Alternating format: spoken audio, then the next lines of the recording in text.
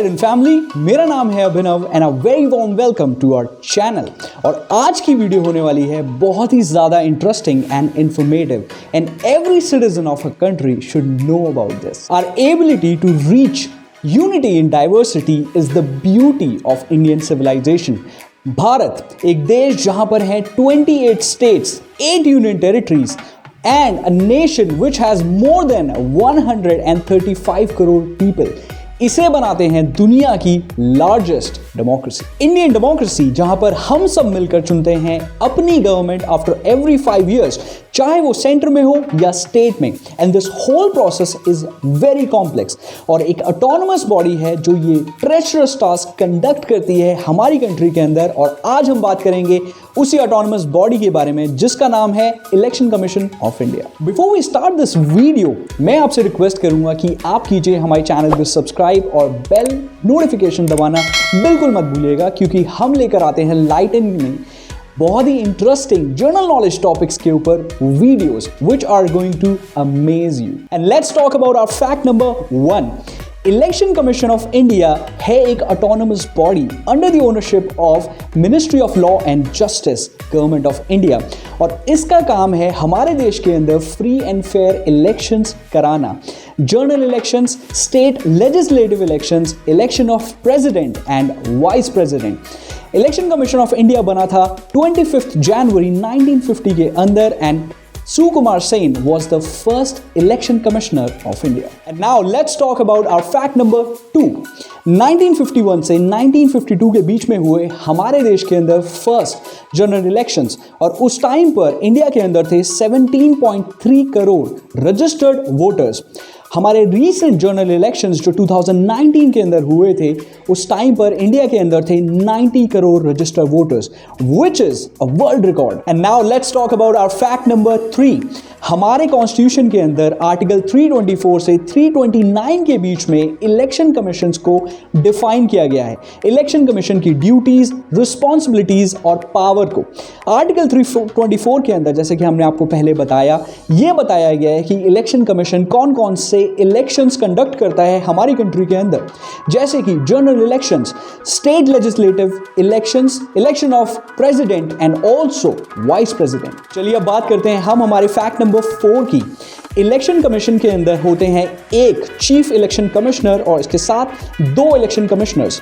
इनको अपॉइंट करते हैं प्रेसिडेंट ऑफ इंडिया, और इनको रिमूव करने का प्रोसेस भी बहुत कॉम्प्लेक्स है। इन्हें रिमूव भी सिर्फ प्रेसिडेंट कर सकते हैं with the consultation of parliament. इसके साथ साथ इनकी पावर्स सिमिलर हैं और इनके जो पर्क्स होते हैं वो होते हैं as equivalent to a chief justice और एनी जज of supreme court of India. इसके साथ साथ कोई भी जो डिस्प्यूट है उसे सेटल करने के लिए majority of the bench is required. और चलिए अब बात करते हैं हम हमारे फैक्ट नंबर 5 की। और इस फैक्ट को बहुत ही ध्यान से सुनिएगा, क्योंकि इस फैक्ट के अंदर हम बात करने वाले हैं इलेक्शन कमीशन की पावर्स के बारे में। There are 3 major powers of election commission. उनमें से सबसे पहली है एडमिनिस्ट्रेटिव पावर्स, सेकंड है एडवाइजरी पावर्स, और जो थर्ड है वो है क्वासी जुडिशियल पावर्स। और अब बात करते हैं हम हमारे एडमिनिस्ट्रेटिव पावर्स के बारे में इलेक्शन कमीशंस की।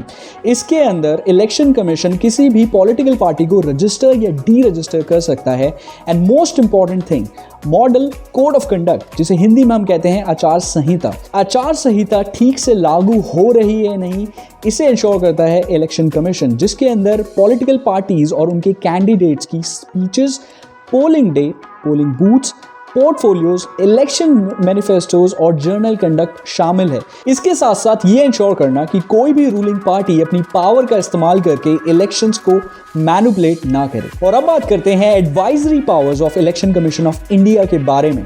इलेक्शन कमीशन के पास पावर होती है गवर्नर और प्रेसिडेंट को एडवाइस करने की process of disqualification of member of parliament और स्टेट लेजिस्लेटर। और अब बात करते हैं क्वासी जुडिशियल पावर्स की।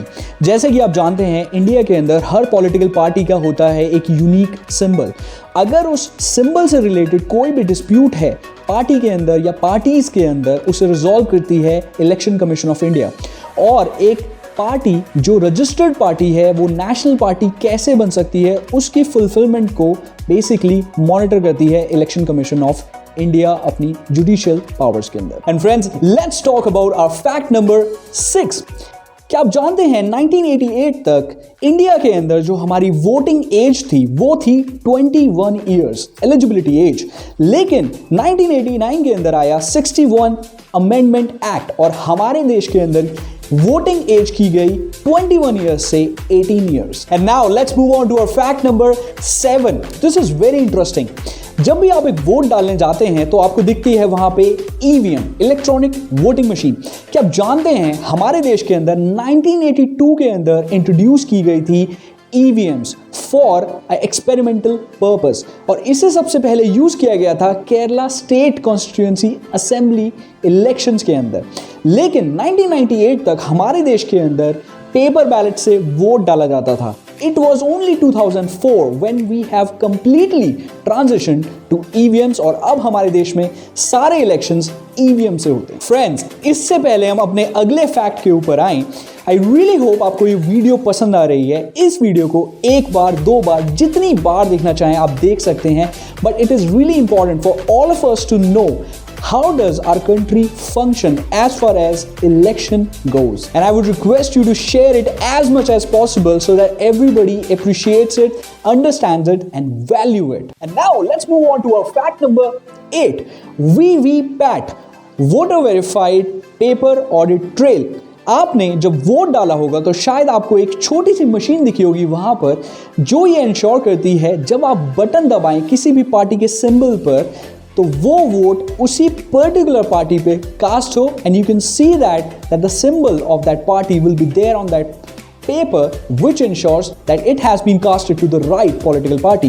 इसे सबसे पहले यूज में लाया गया 2013 के अंदर नॉक्सेन कॉन्स्टिट्यूएंट असेंबली के अंदर जो है नागालैंड के अंदर, and it was a big achievement for election commission to ensure that the elections are happening with complete accuracy and without any rigging। और चलिए अब बात करते हैं हम हमारे फैक्ट नंबर 9 के बारे में। Election Commission of India has taken many steps to prevent electoral frauds। उनमें से एक 1993 के अंदर लिया गया स्टेप था जहां पर फोटो वोटर आईडी कार्ड्स को इंट्रोड्यूस किया गया, जिस पर आपकी फोटो होना मैंडेट थी, जिससे बेसिकली प्रॉपर वोट कास्ट किए जा सकें। लेकिन जो ये सिस्टम था वोटर आईडी कार्ड्स का वो पूरी तरीके से इंप्लीमेंट हुआ 2004 के जनरल इलेक्शंस में। And friends, let's move on to the last fact of this video which is our fact number 10। जब भी आप अपना वोट कास्ट करते हैं तो आपकी फिंगर पे लगाई जाती है एक इंडेलिबल इंक, जिसे हम फ्लॉन्ट करते हैं अपना वोट कास्ट करने के बाद।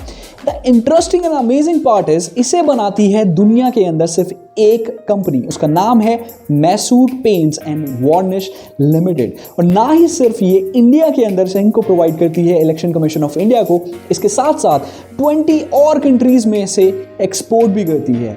This ink is so hard to get rid of, isn't it? So friends, that's it for today's videos, जहां पे हमने डिस्कस किया कि कितनी मेजर रिस्पॉन्सिबिलिटीज हैं इलेक्शन कमीशन ऑफ इंडिया की, being as an autonomous body in our country to conduct fair and free elections in all our states as well as our general elections।